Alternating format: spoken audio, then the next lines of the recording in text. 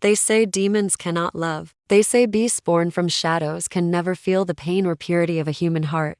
But if that is true, then why did he choose death over power? Why did she cry for a monster the world swore was unworthy of her touch? This is the forbidden story of a man who became more than human, less than divine, and who gave up his soul not for heaven, not for glory, but for love. He was born in a fire, not the warm fire of a family's home, not the kind that keeps you safe and full, but the fire of war, of villages burning, of black smoke filling the air, of monsters tearing men apart. His first memory was not of a song or a mother's arms. His first memory was of claws raking through the dirt and the sound of his father screaming as life left his body. The boy should have died that night, yet somehow he lived. The demons that killed his family did not finish him. Maybe they thought he was too small, too weak to matter. Or maybe fate had a plan, one darker than any could see. He grew up with nothing but pain. No mother, no father, no family, only a scar across his chest, deep and ugly, the only proof he had survived. And the only thing people ever called him by was his name, Rynor.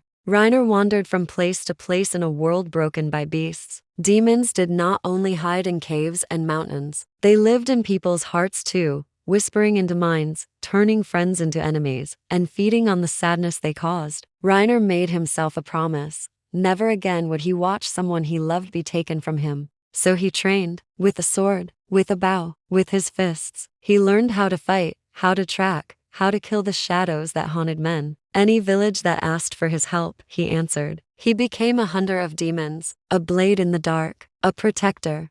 And then he met her. Her name was Lyanna. She was not a fighter. She was a healer, a girl with gentle hands and fierce eyes. She walked into battlefields not to kill, but to save. She touched the wounded without fear. She sang softly to the dying as though her voice could hold their spirit for just a little longer. Rynor met her on a night when the sky burned red with fire. He had fought too hard, taken too many wounds. He lay bleeding in the mud, another body waiting for death. But Lyanna did not let him die. For the first time in his life, Rynor felt warmth that did not come from fire or blood. He felt what it meant to be cared for, to be saved, and in that moment, his promise changed. He no longer fought demons only to stop their killing. He fought because he wanted to protect her. But fate is cruel, especially to those who love what they should not. The scar on Rynor's chest, the mark he had carried since the night his family was killed, was not just a scar. It was a seal, a prison, a lock that chained something terrible inside him. Every time Rynor fought a demon, every time he struck them down, that lock weakened. The darkness inside him fed on every battle.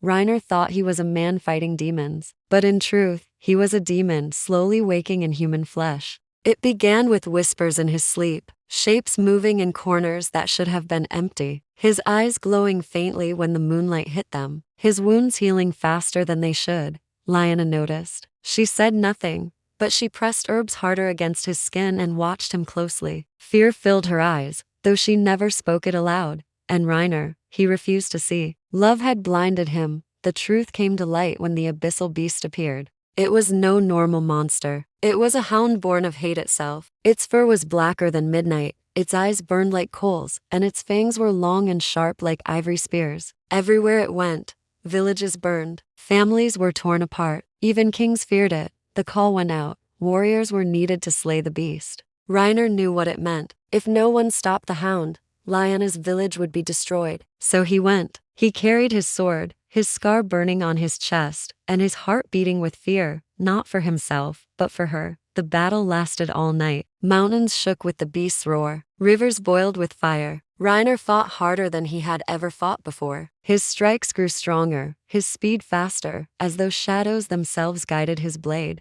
At last, with a final cry, he drove his sword into the beast's chest. The abyssal hound fell, but victory was a lie. The moment the beast died, black fire erupted from Rynor's body. Wings of shadow tore from his back. Claws replaced his hands. His eyes glowed like coals, and the world saw the truth. The man who had sworn to kill demons was one of them. Fear spread through the soldiers who had fought beside him. Mothers clutched their children. Men raised blades against him. And Lyanna, her eyes filled not with hate, but with sorrow, looked at the man she had saved and whispered only his name. Rynor fled, not from their swords, but from her gaze. He could not bear the look in her eyes. He vanished into the forests. Days turned to weeks. The world began to whisper about him. The cursed warrior, the demon of the battlefield, the false savior. But Lyanna did not give up. She searched for him, through villages, through ruins, through shadows. She called his name even when no one believed he was worth saving. She believed there was still a man inside the monster.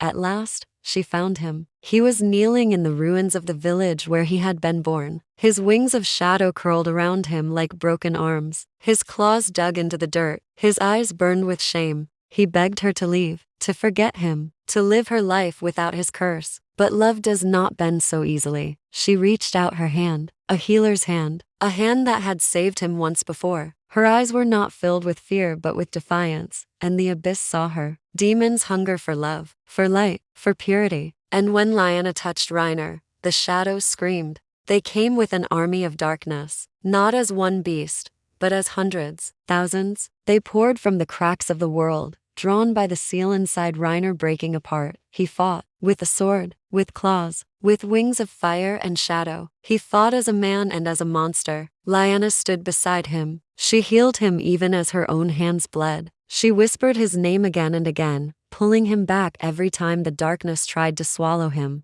But no man, no beast, no half-demon can fight forever. The end came with a choice. The abyss was opening. The demons would never stop. If Rynor lived, they would hunt Lyanna until her last breath. The only way to save her was to give himself fully to the seal, to become a prisoner, to take all the darkness into himself. And so, with his last strength, Rynor spread his wings and let the abyss pour into him. The world shook, the mountains cracked, the skies split apart, and when the light faded, there was nothing left but a crater, silence, and the sound of Lyanna's voice calling a name the wind would never return. They say demons cannot love. Yet the world remembers a man who gave up everything for the woman he loved. A man who chose death over power. A man who proved love can exist even in the darkest places. But here lies the question. Was Rynor a hero who gave his life for love? Or was he simply a monster who proved the abyss right by choosing death over the life they could have built? And if this story touched your heart,